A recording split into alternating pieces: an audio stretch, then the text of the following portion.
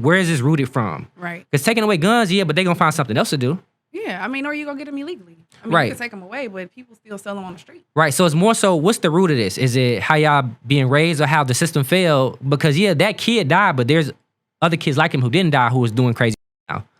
Yeah, I think that's something that you really can't control.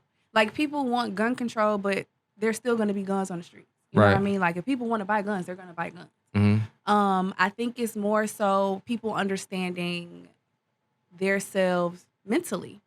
Because if you're not in therapy, when you're young and parents are seeing their kids be, angry or upset all the time or crying, or if they can't express their emotions, those are signs that you need to get some type of help. Mm-hmm. Most parents be like, okay, it's just attitude. Grow up, you a kid, you'll be all right, whatever. But like, no, those are deeper signs of something else may be wrong. I think about like Jeffrey Dahmer or anybody else that they say like people would never suspect it, but there are certain things that happen that they're like, yeah, we probably should have looked at that. They notice it, they just don't do about it. Right. So now when your child go in a room, you let your child be in a room closed in for days at a time because you like, okay, what else could they really be doing? But they in there building a whole bomb that they about to go blow up somewhere. That's something that should be looked at. Yeah. Yeah. I think so many people failed this person, and that's what we forget. So many people failed this person along the way. They didn't just wake up acting like this. Yeah. You got failed from teachers, because teachers ignore you, from friends to other parents. Like, instead of saying stuff, we just be like, well, that's not my business. And I get it. Sometimes you should mind your business, but sometimes you should step in and at least ask or try to figure out what's going on. Because the first thing we want to do is, if a kid come to my class and he acting bad, we want to write him off. Oh, he bad, send him to the principal's office. But maybe he bad because he don't have an outlet. Yeah. Nobody try to talk to him. His parents not home. He Like, could be beat at home. right. We don't know what's going on with him. But because we automatically, this is our first time meeting him, we don't know nothing about his journey. We automatically judging him. So from then, he getting judged by me, then the next person. Eventually, he gonna be like, yeah. Yeah. Like, I'm gonna just do what I want then. Y'all already feel this way about me. So I think just having an understanding of being more compassionate for people at the beginning can stop a lot of this. Yeah. I think a lot of it starts at childhood. And parents don't want to get their kids therapy because they're automatically going to assume it's a reflection of their parenting. Yep. So if you're in therapy telling them all the stuff that your mama or daddy don't do or should do, in their mind, I don't want to hear that talk about me. Like, Yeah. I don't need you telling them my business. When parents not even healed enough to even understand that part yet. Yeah. Yes. Yeah. Ma'am, sir, get some therapy yourself. That's a whole can of worms. But I think a lot of it starts in childhood. There's Yeah. things that I probably would never tell my mama. Yeah. You know what I mean? Like, never tell my father. But it's just the simple fact of, as you get older, you have to figure out what to do with that. Okay, so let me ask you this before we move on. How would you feel? Because some people will never. Okay, so do you know the root problem tree I came up with?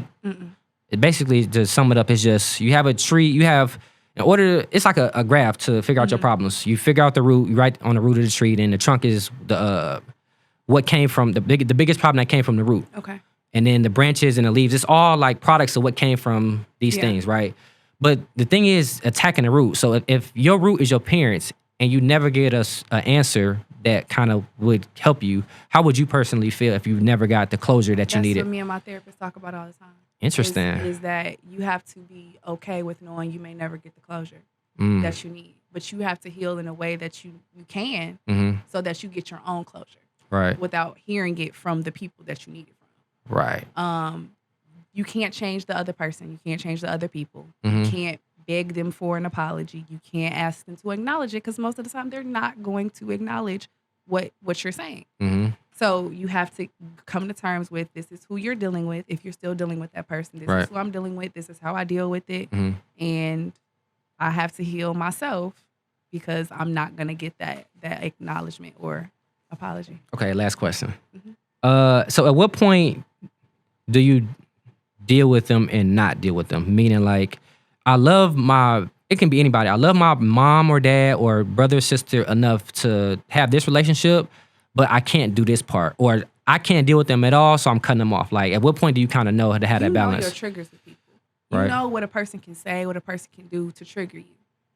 So you have to learn how to handle yourself when you feel that trigger. So, if you have let's say a mother who she says something to you and you want to go off like instantly, but you just like, you know what? I'm going to let this battle be.